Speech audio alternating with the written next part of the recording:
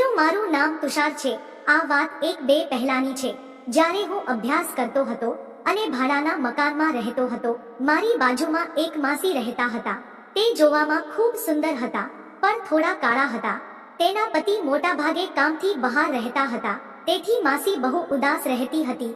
એક દિવસ માસીની તબિયત ખરાબ હતી, તો તે મારા મકાન માલિક પાસે દવા લેવા આવી। એની પાસે તે દવા ન હતી, તેથી મને લેવા માટે મોકલ્યો। મેં પૂછ્યું કે શું થયું?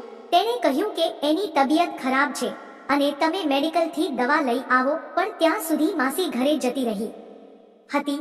પછી મારા મકાન માલિકે મને કહ્યું કે તેને માથું દુખતું હતું, તેથી તમે તેના ઘરે જ આ દવા આપી આવો।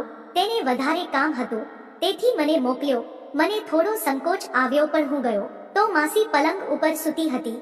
માસી જે રીતે સૂતી હતી તેમાં તેના બોર વધારે દેખાઈ રહ્યા હતા અને એવું લાગતું હતું કે અંદર કંઈ નહીં હોય। હું તેને જોઈ જ રહ્યો હતો। ત્યાં માસી ઊભી થઈ અને મારી પાસે આવી। તે દવા લઈ ગયા પછી હું ત્યાંથી નીકળી ગયો, પણ મારા મનમાં હજુ તેના સસલા રમી રહ્યા હતા। મેં પહેલી વાર કોઈ સસલા રમતા જોયા હતા, તેથી હું બહુ નર્વસ થઈ ગયો અને એના નામના જાપ કરીને સૂઈ ગયો। 5 દિવસ પછી માસી મને માર્કેટમાં મળી તો થોડી વાત થઈ। પછી માસી મને તેની મોટરમાં બેસી જવાની ઓફર કરી ને મેં પણ હા પાડી। માસીના પતિ બહુ સારું એવું કમાયા હતા, તેથી તેની પાસે મોટર છે। થોડા સમય સુધી બંને સાફ ચૂપ રહ્યા। પછી થોડી વાત શરૂ થઈ, તેમાં તેનું નામ કલ્પના છે। અમે એક જ મુલાકાત સારા ઓળખવા લાગ્યા। માસી મને રાતે જમવાનું કહ્યું, પછી હું ફ્રેશ થઈને માસીના ઘરે ગયો। માસી કાળા રંગની સાડી પહેરી હતી, જેમાં તે એકદમ કમાલ લાગતા હતા। માસીએ ખાવાનું તૈયાર કર્યું અને અમે બંને સાથે બેસીને જમ્યા।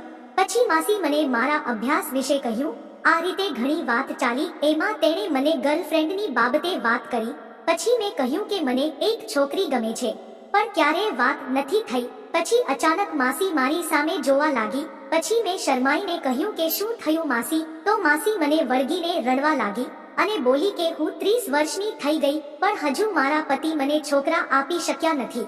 મેં માસીને હિંમત વધારી તો તેને મને જોરથી પકડી લીધો। હવે મારી આંગળી તેના પેટને અડવા લાગ્યું। આ માસીને મહેસૂસ થતું હતું, પણ તે કંઈ બોલી નહીં, એટલે મારી વિચારધારા વધી ગઈ તો મેં તેને જોરથી બકી કરી। તે પણ ચોરી કરવા લાગી। પછી મેં તેને ટેકો કરી રૂમમાં લઈ ગયો અને તેને ખાટલે સુવડાવી। તે પણ મારો હાથ હલાવી રહી હતી। થોડી વારમાં હું તેના ધાબા ઉપર ચડી ગયો અને મારો હાથની ગોખલામાં નાખી દીધો અને માસીના પણ ગુજરાતી ગીતો ગાવા લાગ્યા। પછી અમે ઘણીવાર ગીતોની મજા કરી અને 1 વર્ષ પછી તેને બાળકનો જન્મ થયો અને તેને માં બનવાનું સુખ મળી। માસીની ભક્તિ અને મારી મહેનત રંગ લાવી। આજે માસી ગીતના બદલે હાલરડા ગાય છે। હું તેના છોકરાને હિંચકો નાખવા જાઉં છું। વિડીયો પસંદ આવ્યો હોય તો વિડીયોને લાઈક કરી ચેનલને સબસ્ક્રાઇબ જરૂર કરશો। ફરી મળીશું એક નવા વિડીયોમાં, ત્યાં સુધી આવજો।